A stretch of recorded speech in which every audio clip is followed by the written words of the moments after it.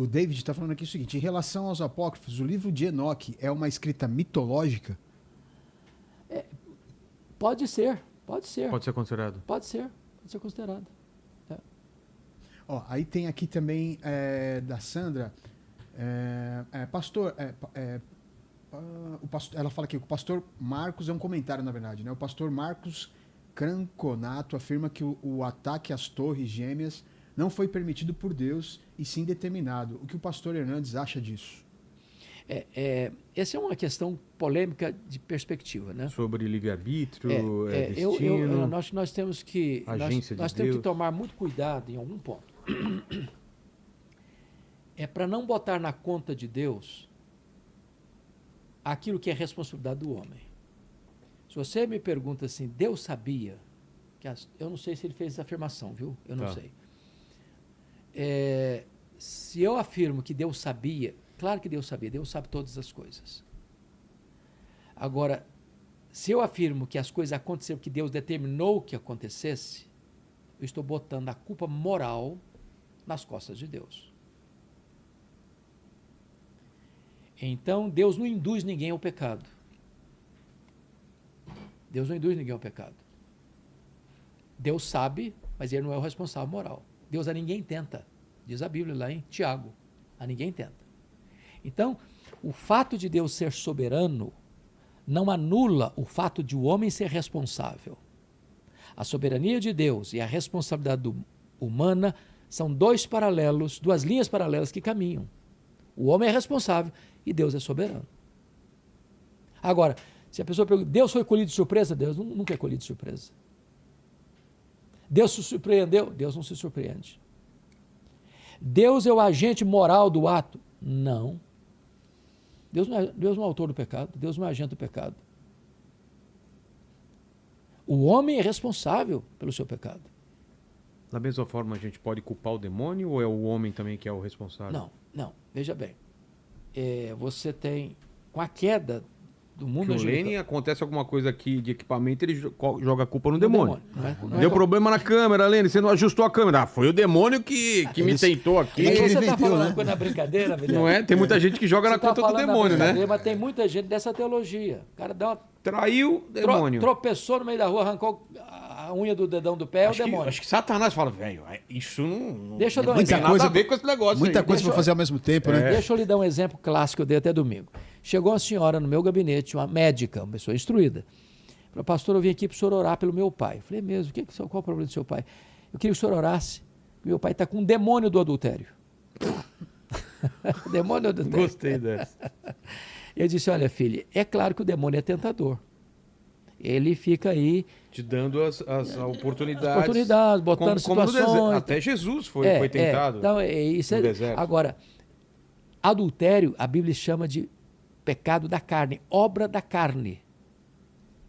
Então, seu pai não precisa de libertação, seu pai precisa de arrependimento. Enquanto não arrepender, ele vai continuar. Claro, porque é fácil, eu chamo isso de teologia freudiana. O que é teologia freudiana? Você lembra que Freud, na sua análise, ele diz que os problemas são halógenos e não autógenos. A palavra halos no grego é outro.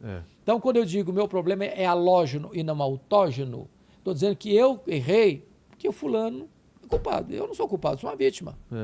Isso aconteceu lá no Éden. O Adão comeu lá do fruto, Deus foi... Jogou a culpa na mulher. Senhor, é a mulher que tu me deste. Aliás, o problema é o senhor me deu essa mulher. Se o senhor não tivesse me dado essa mulher, eu não estava encrencado agora. Aí foi na mulher. Foi na mulher. Não, culpa é da serpente. Culpa é da serpente. Ou seja, o ser humano, ele quer transferir a responsabilidade para o outro. O problema é o outro. São os problemas halógenos. Não, nossos problemas são autógenos. Eu sou culpado. Eu sou responsável. Essa é a diferença entre Saul e Davi. O demônio está fazendo o trabalho dele. O demônio está agindo. Está agindo. Agora, eu sou responsável. Eu sou responsável. Então, quem jogou os aviões nas Torres Gêmeas, uma mente maligna, perversa, concebeu aquilo. Gente encabrestada por esse pensamento errado, pecaminoso, desastroso, pôs isso aí em funcionamento. Já fez exorcismo? Se eu já fiz? Já fiz. E quando a pessoa está possuída, ela perde o livre-arbítrio? Sim. Qual a diferença de uma pessoa oprimida para uma pessoa endemoniada? Isso. Quando uma pessoa está endemoniada, a personalidade dela, a mente dela, a vontade dela está totalmente sob o controle de outro alguém. Ela que não é um controla espírito. mais. Não, ela não é ela mais, no controle. Então, ela na linguagem das matizes africanas, ela é um aparelho, ela é um instrumento. Alguns usam, é um cavalo. É, A pessoa está agindo sob a influência desse ser maligno. que está montado Está nessa montado em cima dela, está dominando a mente dela, controlando a fala dela, as ações dela. E ela precisa ser, aí sim, ela precisa ser liberta. Liberta. E na tua experiência, você pode contar alguma experiência de exorcismo? Posso. Por que que porque muita gente pode entrar em pânico. Pô, então o demônio tem permissão de entrar numa pessoa? O que a pessoa fez para ter essa permissão? Ou pode ser qualquer pessoa? Então veja bem. É claro que a pessoa dá brecha. Para uma pessoa... O demônio não tem permissão de entrar numa pessoa se ela não der brecha. Você está andando aqui. Agora, uma pessoa que dá brecha corre risco, sim. Então, deixa eu contar um caso. Tá. Foi dramático. Aconteceu lá em Vitória, no Espírito Santo. Nós estávamos num grande congresso e com mais de 3.000 pessoas. Era um congresso de avivamento na época. E no meio do culto, lá no meio da multidão, uma pessoa deu um grito muito cavernoso. Aí o grupo que estava por perto pegou essa pessoa, levou para uma sala e cuidou dela lá, estava possessa. Libertou. Porque libertação de possessão demoníaca não é a mesma coisa de conversão. Uma pessoa pode ser liberta de demônios e permanecer na incredulidade. Ah, entendi. Aí o demônio voltar de novo, oportunamente. Bom, no dia seguinte, esse cidadão foi de novo para o culto. E disse para mim, para mais 2 colegas, pastores... Só depois não esquece de explicar também o que é opressão, tá? Tá. Que a gente está falando de possessão. Possessão. Depois saber o Tá, que é opressão. ok. Disse assim para vocês, podiam fazer uma visita na minha casa. Falei, nós vamos. E fomos em 3 pastores. Ele foi no meu carro. 2 pastores foram cada um carro. Chegamos na casa dele, Vilela. Ele foi conversar. E no caminho eu fui perguntando para ele, e aí, você tem noção do que aconteceu ontem? Eu tenho até certo ponto. Uma ira me tomou. Depois disso eu não lembro mais o que aconteceu. Apaga da... Aí ele foi me contando da vida dele, dos pactos que ele tinha com os demônios, de marcas que ele tinha no Que corpo. pacto Aliança. mesmo? Aliança. É mesmo? Para conseguir alguma coisa. Coisas horríveis. Tá. Horríveis. Viu a vida completamente torta. Ele chega na casa dele, estacionamos os carros. Tinha uma varandinha, um portãozinho embaixo. Ele chegou, tocou a campainha, chamou a esposa, nos apresentou à esposa dele. Terminada a apresentação, ele deu um salto da rua para dentro da varanda dele, arrancou a camisa, abriu os braços e disse, agora vocês estão no meu território, agora eu quero saber se vocês têm poder mesmo. E esse homem partiu para cima de nós com violência. Com violência. E repreendendo em nome de Jesus. Lá pelas tantas, ele foi lá dentro do quintal e fez um ponto cruzado com garrafas de cerveja vazia. O que é um ponto cruzado? É uma espécie de invocação de reforço dos demônios. Mas desenho no chão, você está falando? No chão, botar garrafas estrategicamente colocadas. Formando o quê? Formando uma questão de ponto cruzado. Tá. E essa batalha durou cerca de 1h30. Esse homem não aguentava mais. Suado, mas com a força de um leão. Lá pelas tantas, ele veio para a rua, já tinha uma multidão em frente à casa, e o demônio jogou no chão, numa raiz que se sobressaltava na calçada, ele batia a cabeça ali, a gente repreendia, ele levantava. Depois de 1h30, quem estava liderando esse exorcismo dele, disse para mim e para o outro colega, assumem porque eu estou muito cansado. Aí o demônio falou na boca dele assim, tá com medo? Não está aguentando? Aí nós falamos para o colega, dá ordem para sair agora. E quando o demônio foi embora, a caça de demônios foi embora, esse homem estava tão cansado que ele não conseguia ficar em pé sozinho.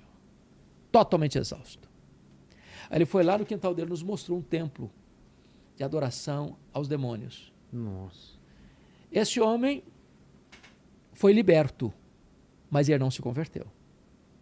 Eu encontrava com ele na rua, O que acontece ele mudava de calçada. Quando a pessoa não se converte, expulsa o demônio, vem 7? 7, pode vir 7, a segunda estágio ser pior que o outro. É possível que haja pessoas endemoniadas, libertas e são salvas, porque elas se arrependem, entregam-se a Jesus. Eu tenho muitos outros casos que eu poderia contar para você aqui. Opressão. Opressão... Mas só antes de ir para a opressão, o pessoal está perguntando aqui quais são essas brechas. Você falou de uma coisa grave de Por exemplo, pacto. então vamos Qual lá. outra brecha? Vou te ler. Efésios 4. Está escrito lá. Efésios capítulo 4. Deixa eu ver se eu acho aqui. Aqui, ó. Versículo 26. Irai-vos e não pequeis. Não se ponha o sol sobre a vossa ira, nem deis lugar ao diabo. Uma pessoa que odeia, ódio,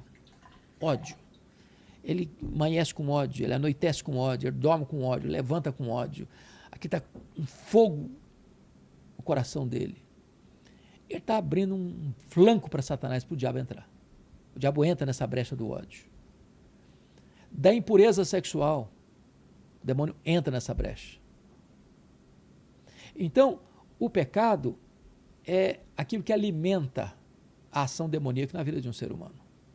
Se a pessoa permanece no pecado, ela está correndo um sério risco de ser controlada por seres malignos.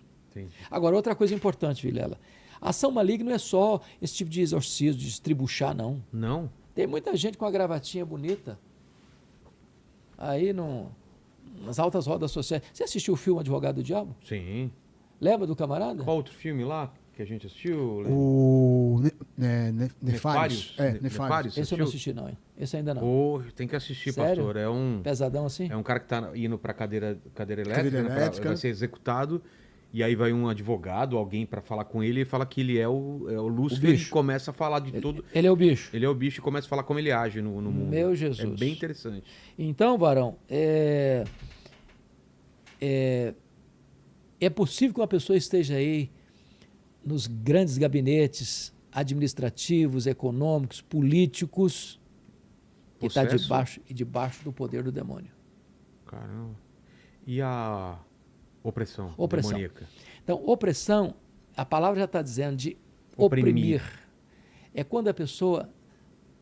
E é possível isso acontecer com qualquer de nós. Possessão não pode acontecer na vida... Eu já senti opressão, viu? Eu Você já também, sentiu, eu né? também já. Já. Eu, Não também, é uma eu vou te coisa dar ruim. alguns exemplos. Não é possível uma pessoa salva ter possessão.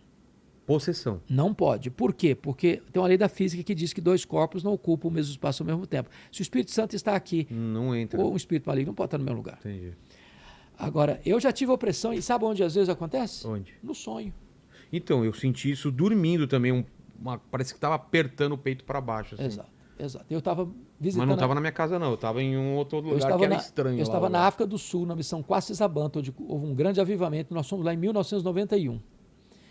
E a coisa era tão forte que eu acordava sobressaltado e se eu fechasse os olhos, a cena continuava em sequência. Nossa. E isso por 3 noites consecutivas. E o que você via? Uma Demônios? espécie de uma força me oprimindo, me esmagando, me achatando.